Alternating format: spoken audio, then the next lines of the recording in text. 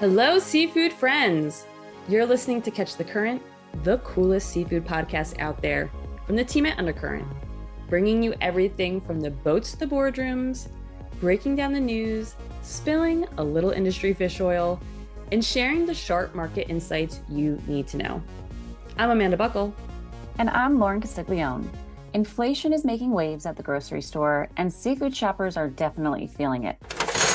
New June retail data from 210 Analytics shows total food and beverage dollar sales were up 1.4%, but people actually bought 1.1% fewer items overall. Anne-Marie Roehring, president of 210 Analytics, says that consumers across every income level are pulling back, with lower income shoppers tightening their budgets the most. That trend showed up in seafood too, but one species keeps swimming against the current. Salmon. Always salmon. That's right. Fresh seafood sales remains the largest segment in dollar sales, generating $695 million in June. And salmon made up a pretty big chunk of that number. Sales climbed 4.5% year on year to nearly $339 million. And even pounds sold increased about 1.8%.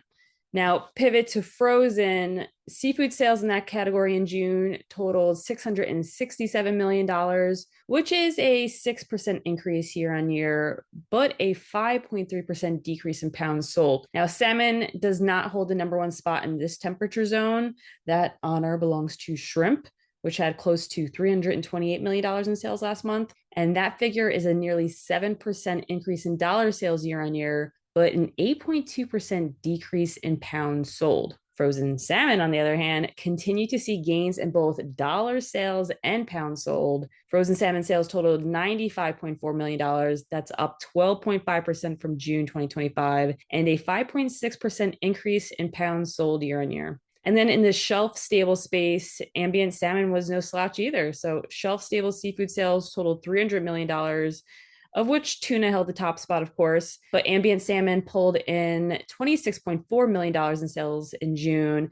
That's a 15.6% year on year increase in dollar sales and a 7.1% increase in units sold. Sticking with salmon, the supply of Alaska's wild salmon could be tighter in 2026 based on this year's harvest, which is continuing to trail last year's catch, and the volumes now forecast by U.S. fishery managers. McKinley Research reports that as of July 11th, 25.2 million sockeye have been harvested around the state since the season started May 22nd, 35% lower year on year than the 39 million sockeye harvested during the same period in 2025, and 56% of the nearly 50 million red salmon predicted in the annual forecast.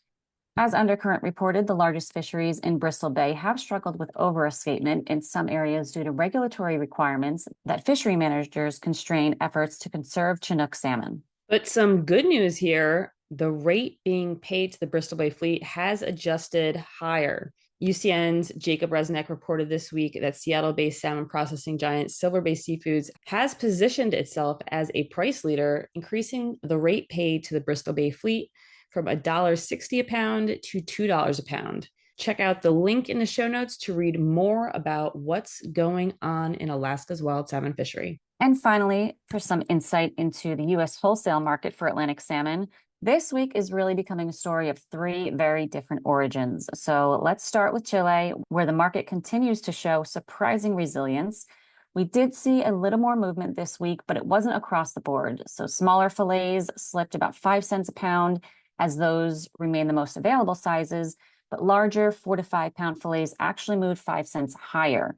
A mid-July holiday reduced production this week. Fish meal costs continue to climb, and demand from export markets is giving Chilean suppliers confidence to hold the line on pricing this week. Meanwhile, Norway continues to move in the opposite direction. U.S. wholesale prices softened again this week. Buyers have more options than they've had in months. Replacement costs continue to fall, and sellers are becoming increasingly flexible. The important thing here is that we still don't see a clear bottom. Norwegian production remains strong and supplies are comfortable.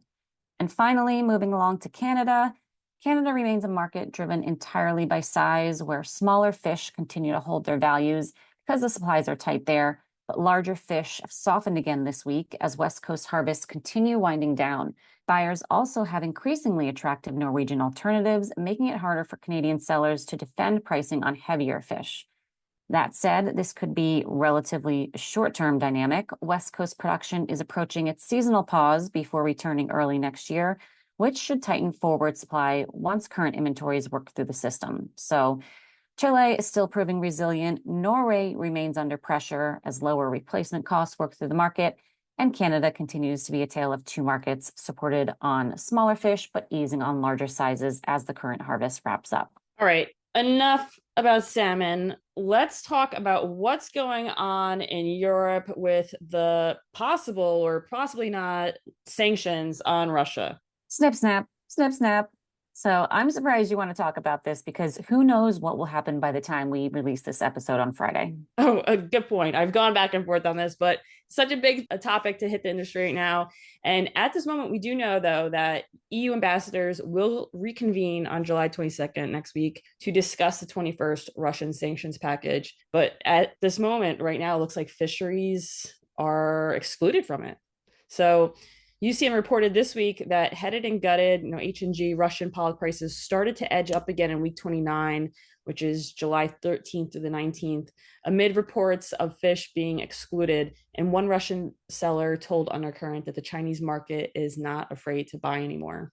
While there's demand for H&G pollock, that's not the case for cod. One source said that they hit the ceiling on price before the sanctions, and that on top of that, consumption is not great. But as Lauren pointed out, it's a fluid situation. So basically, what I really wanted to do is direct you, our dear listener, to the Undercurrent website to find out the latest details on what's going on with the 21st sanctions package. And another thing you'll want to keep an eye on, UCN for, the latest on the upcoming solicitation from the U.S. Department of Agriculture for U.S. wild-caught peeled and deveined shrimp. So the USDA recently took to social media to share that U.S. wild-caught shrimp will be available on the foods available list for the Emergency Food Assistance Program. It was previously on the government's list of seafood to be served in those programs, but was removed for fiscal year 2026. USDA says that deliveries under the program could begin as early as January 2027. Current seafood options available through the assistance program include Alaska pollock fillets and breaded sticks, Atlantic haddock and pollock fillets, farm-raised and wild-caught catfish, and canned pink salmon. The usual suspects. Exactly. And the U.S. domestic shrimp industry has been quick to celebrate, as USDA suggested, being added back to the list. Blake Price, the executive director of the Southern Shrimp Alliance, a trade organization representing shrimp harvesters, processors, and related businesses in 8 shrimp-producing states, said that adding U.S. wild-caught shrimp to the program is a win-win, enabling taxpayer dollars to be reinvested in sustainable American mom-and-pop shrimping businesses while providing a nutritious, clean protein to those in need. Brava. That seriously is a win-win. And Gulf shrimp is yum, so. But no, it's not yum, Lauren. Listeria and salmonella.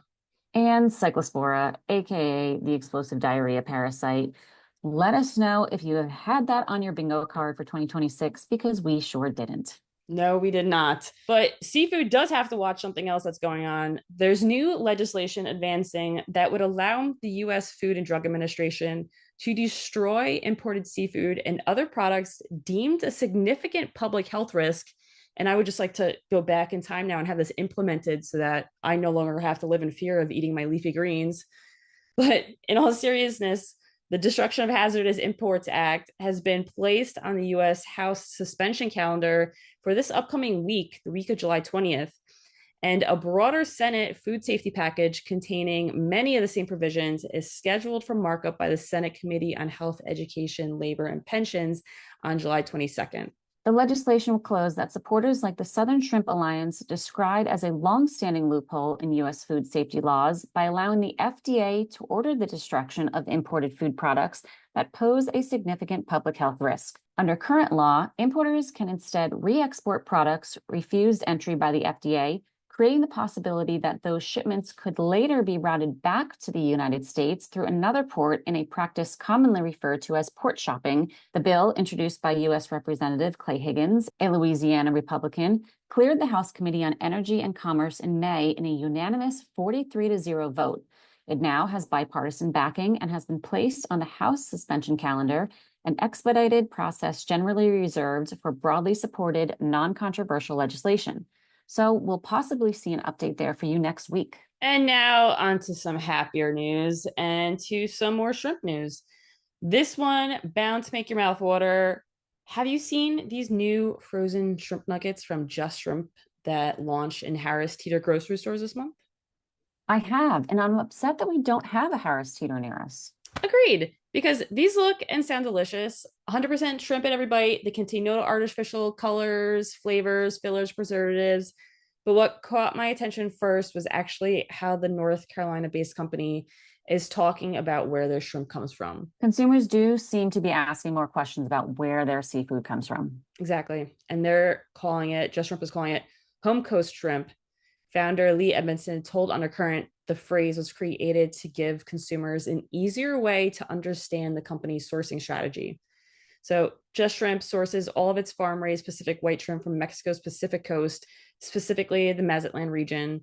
Edmondson said that they've built the supply chain to shorten the time between harvest and production with the goal of preserving quality while giving shoppers a clearer idea of where the shrimp originated.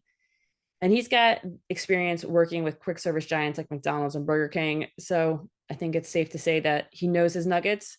And in fact, he said the nugget format was intentionally selected to make seafood more approachable for consumers. He said pairing the nugget format with home coast shrimp and simple recognizable ingredients produced a retail product that felt both familiar and new. Now, I don't eat chicken anymore, but I still do enjoy a nugget. I go for Morningstar now. I like their fake spicy chicken. But I am open and interested in trying a shrimp nugget, and I bet my kids would try it in that format too, even though they're not like big on shrimp. I mean, I love popcorn shrimp, so I feel like I would thoroughly enjoy these. The shrimp nuggets come in 12-ounce bags with a suggested retail price of $11.99. So if you've got a Harris Teeter by you, you should check it out.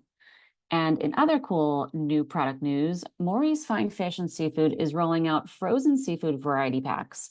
There's the fish variety pack, which features 2 fillets per flavor, and the flavors include Atlantic salmon steakhouse, wild Alaskan flounder garlic and herb, and tilapia blackened. Then they've also got a shrimp variety pack, which comes with 2 servings of each 3 flavors, teriyaki, garlic and herb, and citrus mango. And these are all Sam's Club's exclusives. So yet another product to have FOMO over, Amanda, since we don't have one of those stores by us either. I know. Come on, folks. I'm gonna have to like provide a list of stores we're working with. We got a ShopRite, we got a Target, BJ's, Costco. Come on, help some fish fanatics out. But in all seriousness, I don't think there's anything on the market like that right now. But there's always a bag of breaded shrimp in my freezer because it's like quick and an easy salad topper or appetizer. All 3 of those flavors sound good, and it's nice to have an option. So like, if we're ever blessed with Sam's Club, I would probably throw that in my cart. But for the fish variety pack, I'm like on the fence about that one. I think it's cool that they mix farmed and wild product. The salmon, fine. I was just telling Jason last episode that I don't usually cook salmon at home, but Maury's kind of like set you up for success when it's like pre-marinated and ready to cook. They kind of, make it difficult for you to mess that one up. I love Alaska flounder, so that's fine. But it's the tilapia that has me like on the fence here. I don't normally buy tilapia. So like on the one hand, if this was on sale, like maybe I would throw it in the cart just to like give it a try, just because I like the other ones. And okay, so maybe I would try something and like it. Especially since it's a value, it's marinated and it's got the flavoring. I know a lot of people have strong opinions on tilapia, but I think, I'd be open to it, especially if it was in this variety pack and already prepped up for you. I know, but I feel like that is like a thing with variety packs. Like, don't you always get one flavor? Right. There's always one that you're like, oh, fine. I know we have like chips, we're going to camp all throughout the summer. So it's just easier to throw in the little bag of chips instead of like making it up in the morning. But they want a variety pack, but now we're down to like, I forget like what flavor it is. It's like sour cream and onion. I don't like it. And the kids don't like it. And now we're just stuck with like all these bags of sour cream and onion chips. I'll take them. There you go. Okay, well then there we go. There we go. Well, that does it for us this week. Thanks for listening, and we'll see you back here next week. Bye bye.